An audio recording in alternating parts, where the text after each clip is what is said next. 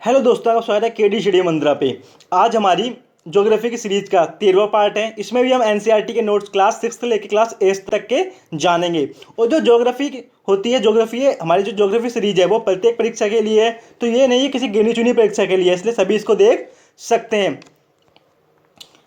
अब हम देखें मानवीय पर्यावरण। मानवीय पर्यावरण और मानवीय पर्यावरण से पहले हम जो प्राकृतिक वनस्पति के बारे में जानता, और आपने अगर हमारी पिछली वीडियो नहीं देखी है तो बेल आइकन पे प्रेस करके आप हमारी पिछली वीडियो भी देख सकते हैं। इसलिए पहले उनको देखें, उसके बाद ही आप इसको लिंक कर सकेंगे। तो आज हम चालू करते हैं। जो मानवीय पर्यावरण होता है वो तीन भागों में हम देख सकते हैं: बस्तियाँ, परिवहन और संचार।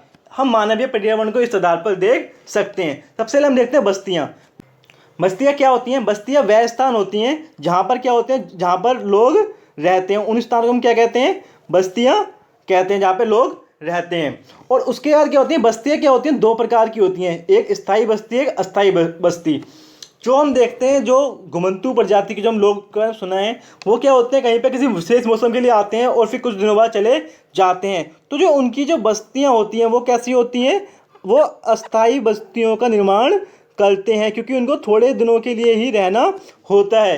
अब हम देखते हैं कि जहाँ पे लोग पक्के घर बना के परमानेंट जहाँ पे रहते हैं उनको हम स्थायी बस्ती कहते हैं, जहाँ पे लोग एक ही स्थान पर रहते हैं। अब क्या होता है? ऋतु प्रवास क्या होता है? ऋतु प्रवास क्या होता है? लोग एक स्थान से किसी विशेष मौसम में क्या होते हैं, दूसरे स्थान पर चले जाते हैं। जैसे कि यहाँ पे गर्मियाँ होती हैं या सर्दियों के कारण क्या होते हैं, लोग उस स्थान को छोड़कर किसी दूसरे स्थान पे चले जाते हैं। हम जैसे हम देखते हैं, जो ऊपर पहाड़ी एरियो पे रहते हैं वो जब सर्दियाँ आती हैं तो क्या होते हैं, नीचे पहाड़ी एरियो पे आ जाते हैं। यहाँ जो ऐसे लोग होते हैं जो मतलब सूखे इलाके में रहते हैं, तो गर्मियों में वहाँ पे बिल्कुल पानी खत्म हो जाता है, तो वो लोग क्या करते हैं, गर्मियों में क्या करते हैं, किसी ठंडे इलाके में या कहाँ पे पानी वाले इलाके में चले जाते हैं। जैसे आपने देखा होगा, गाँव में देखा होगा, गाँव में जो विशेष मौसम में जो भेड़ वगैरह बकरी वाले लोग आ जाते थे, तो इसे हम क्या कहते हैं? ऋतु प्रवास कहते हैं।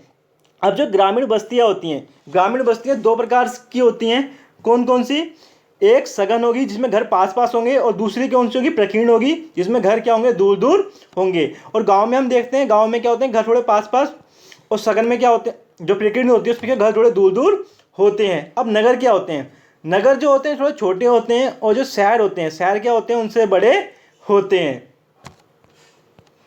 अब हम परिवहन देखते हैं, जो हमारे मानवीय पर्यावरण का दूसरा प्रकार है। अब परिवहन क्या होता है? परिवहन हम देखते हैं, जो पहिए का सबूत मिलते हैं हमें आज से 3500 ईसा पूर्व में पहिए के सबूत मिलते हैं। तो आज से लगभग हम कोई निश्चित नहीं कह सकते, लेकिन लगभग 3500 ईसा पूर्व पहिए के हमें सबूत मिलना शुरू हो चुके। 3500 ईसा पूर्व के में पहिए के सबूत मिले हैं।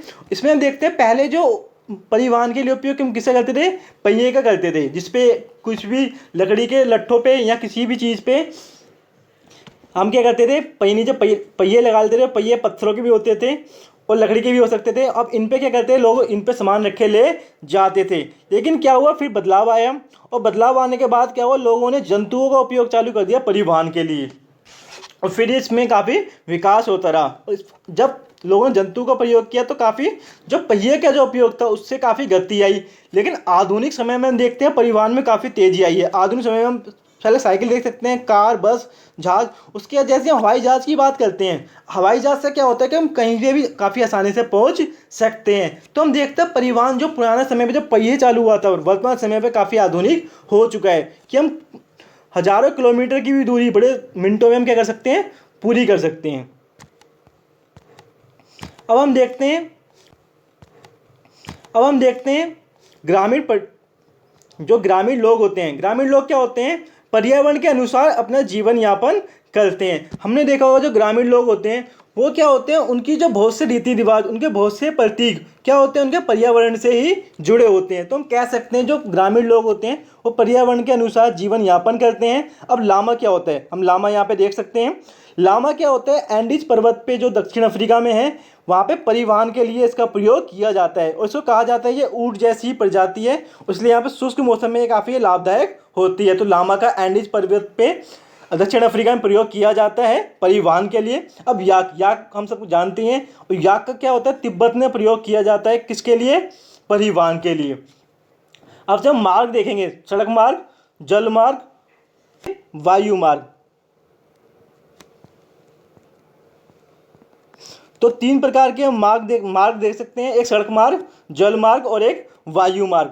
तो क्या होता है, इस वाले पार्ट में हम खाली सड़क मार्ग के बारे में जानेंगे, और जो जल मार्ग और वायु मार्ग है उसका हम अगले पार्ट में जानेंगे। तो सड़क मार्ग क्या है?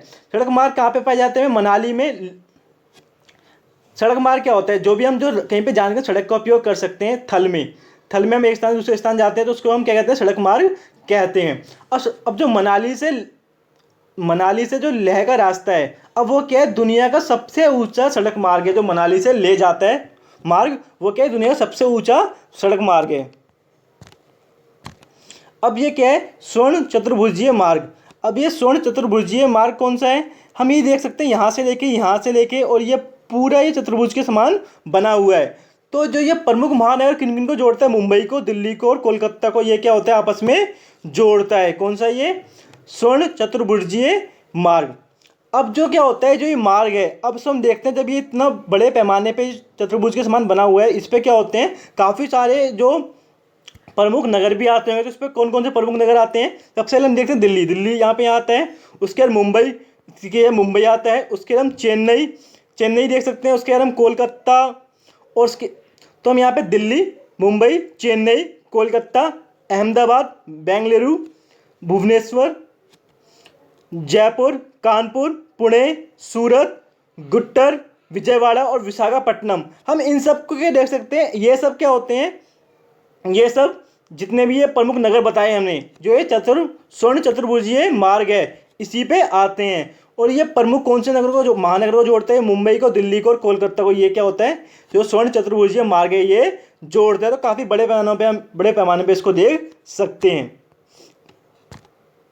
अब क्या है? जैनिंग से लहसा। अब जैनिंग से लहसा जो ट्रेन चलती है, अब देख सकते हैं जो जैनिंग से लहसा जो ट्रेन चल रही है, अब ये क्या है? काफ़ी ऊंचाई पे चलती है। हम देख सकते हैं कि इस ट्रेन की जो समतल है उससे हम पहाड़ भी देख सकते हैं। पहाड़ की जो बिल्कुल ऊंचाई की चोटी दिखाई दे रही है।